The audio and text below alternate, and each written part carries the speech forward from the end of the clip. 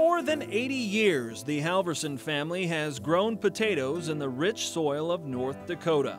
And in 8 decades, there have been a lot of changes. World War II broke out, and if you had a company name called Japs, you probably lost a customer or two just because of the name. So they actually changed the name from Japs to Jays.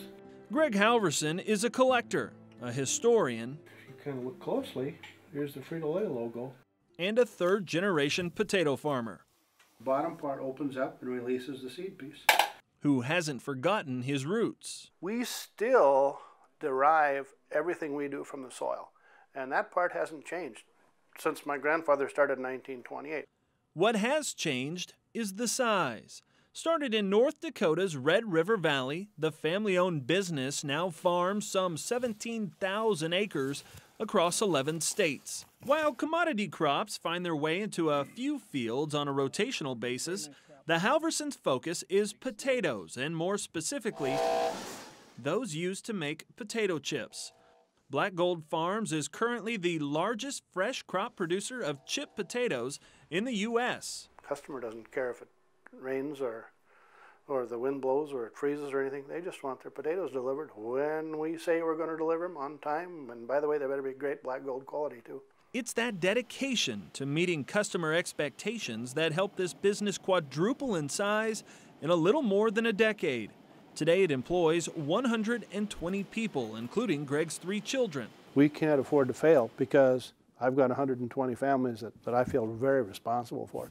And if something should happen, we want to be ready so the business can move forward without skipping a beat.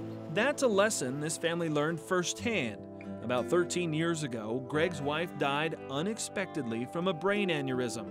They were married for 26 years. I chose to grieve by working a lot of hours a day and doing what I could to get my mind off that whole thing. We've chosen to just remember all the solid, positive things, and that's her legacy will go on forever. No question about it.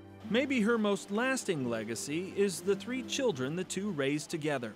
Today, John is poised to take over the farm's operations, and son Eric is marked as the future CEO.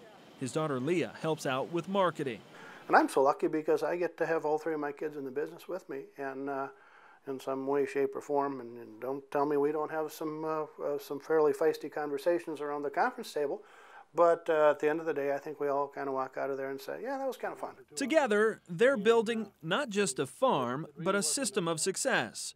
With a substantial growth over 25 years into geographically diverse locations, Black Gold Farms put into place an extensive compilation of standard operating procedures with a focus on sustainability. Those SOPs are helping each site replicate and sustain the Black Gold Farms model. You can get all the specialists and all the experts in the world, but unless you execute, unless you get the job done on the farm, you might as well forget it. It's all about results, something customers, like their largest potato buyer, Frito-Lay, expect, fulfilling expectations and being open to new opportunities. Recently, the family started growing sweet potatoes in the southern U.S. Opportunities seem to pop up in the craziest times and in the craziest forms. You know, sometimes it's a conversation over coffee. Other times it's a formalized, hey, have I got a deal for you on the phone? But for Greg, no matter what the work, he never forgot the lessons his father taught him in the fields of North Dakota.